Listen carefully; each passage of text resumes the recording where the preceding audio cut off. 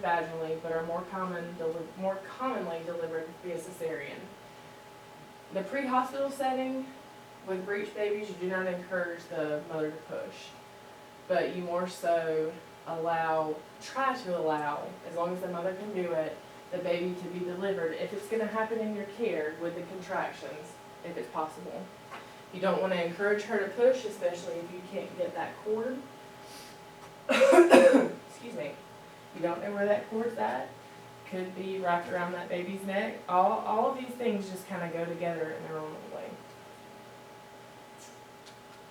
Prolapse cord. When the umbilical cord drops through the opening of the cervix into the vagina ahead of the baby, this can happen prior to or during delivery. Of course, your sign is going to be umbilical cord hanging out of the vagina and the baby hasn't been delivered yet. So you can see I have a few pictures down here. And these, just so it shows different ways that it can be positioned and the baby can be positioned.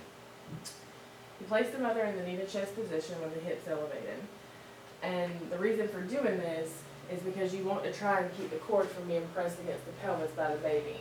You can see this picture a little better, but you see where this cord comes down here in this baby's head? It's going to press against this cord. Well, if it presses against the cord, then it's cutting off blood supply, is cutting off the oxygen, is cutting off the nutrients that the baby needs. This is an emergent situation. However, there's not a whole lot you're going to be able to do about it in the medical field. With that cord that's hanging out down here at the bottom, you want to make sure to not to handle it too frequently and not to handle it roughly. You don't want it to start spasming. You keep the cord wet with room temperature saline. You also don't want this cord to dry, and keep it elevated. Make sure the cord is not wrapped around the baby's neck. For something like this, you are probably going to have to get your hand in there, one, to make sure it's not wrapped around the baby's neck, but two, to attempt to push that baby's head in a little further to maybe keep that pressure off of that cord.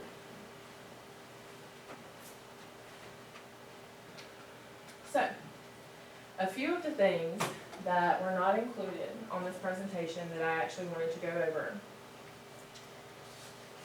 are: one, shoulder presentation of the baby. We'll go ahead and do shoulder presentation, shoulder dystocia. So, shoulder presentation is when the shoulder lies over the pelvic inlet. Spontaneous delivery is not going to be a possibility. The delivery can only be managed through cesarean. So, in the field, you're going to provide a position of comfort for the mother and a rapid transport, probably to the nearest facility. You want to make sure that your facility can handle something like this, but doing a cesarean, just about any facility can do that. You want to make sure that you go probably to the closest facility as long as they can handle the cesarean. Shoulder dystocia occurs when the infant shoulders are larger than its head, most common with diabetics and obese mothers. So it does also kind of go along with gestational diabetes in female.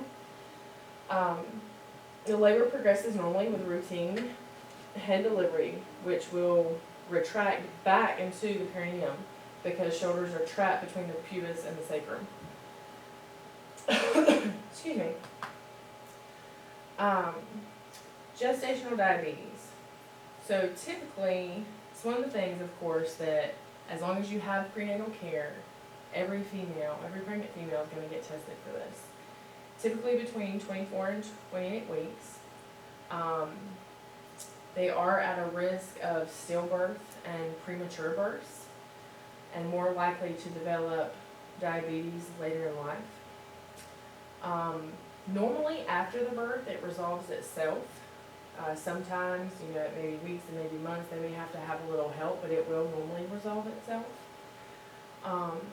About 7% of women actually get gestational diabetes, and it can actually cause the baby to be jaundiced.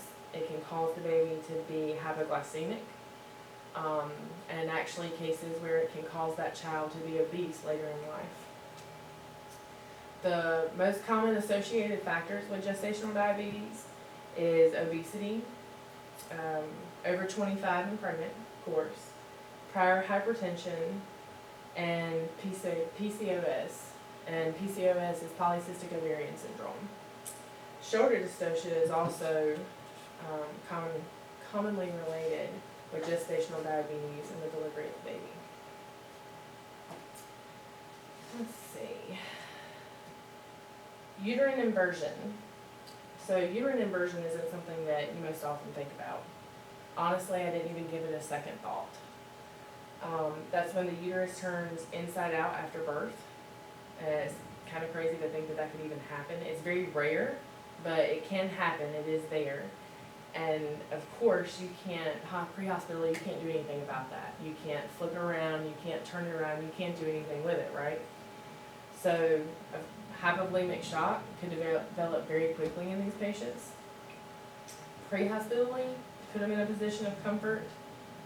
IVs, try to take care of that hypovolemic shock that sets in, try to prevent it, and rapid transport is going to be your best option. Postpartum hemorrhage. So postpartum hemorrhage, of course, after someone has a baby, especially vaginally, they're going to bleed. And, you know, at some point, you've got to try and help them get that placenta out of there. So postpartum hemorrhage, a lot of times can be subsided with fundal massaging and nursing of their infant. Sounds crazy, but having a baby does some pretty crazy things to your body. Never force the delivery of the placenta. Of course, if you try to force it, never pull on the cord, of course. It can tear. There's so many things that can happen. And really that fundal massage is what's going to help them start contracting to be able to deliver that placenta. And never pack the vaginal area with dressings. I feel like that's pretty much a given, but hey, you never know, but you don't ever want to do that. Spontaneous abortion, so I didn't mention that in any of my stuff. However, it is one of the most common things that we have. Of course, it's most common complication in early pregnancy. Miscarriage rate of 10 to 20% of all pregnancies. Doesn't sound like a really high number, but it's pretty high. It's typically before the 20-week mark. You know, after 20 weeks, it's going to be a stillbirth where they're still going to deliver, but of course the baby will have died. You have a 45% chance after the age of 40 of having a spontaneous abortion. Signs and symptoms: bleeding, vaginal bleeding, severe abdominal pain, cramping. Of course, when you have these patients, yes, they're going to be upset. And so you're going to have to do a lot of things in there.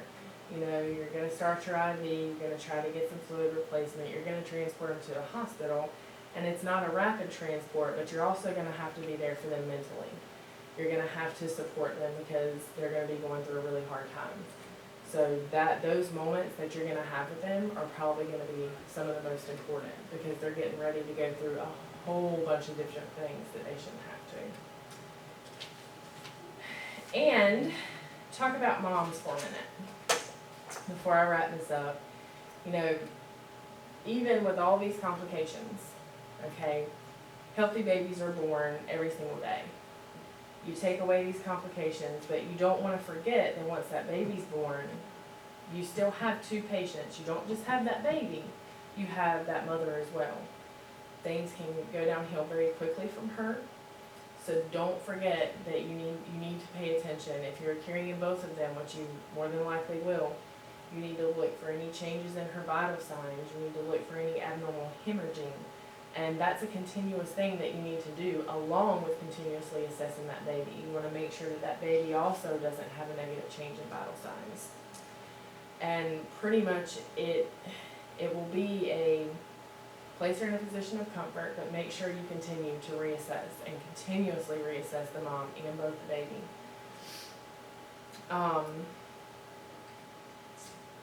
Maternal mortality rate. So I'm going to hit on that really quick.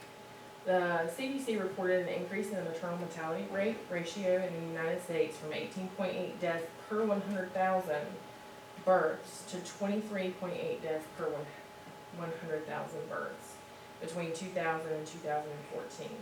So that's a 26.6% increase. It's estimated that 20 to 50% of these deaths are due to causes such as hemorrhage, severe high blood pressure, and infection. So that's another reason you need to keep a check on these moms when you're keeping a check on these babies. You need to pay attention to their blood pressure, the bleeding, everything you need to pay attention to.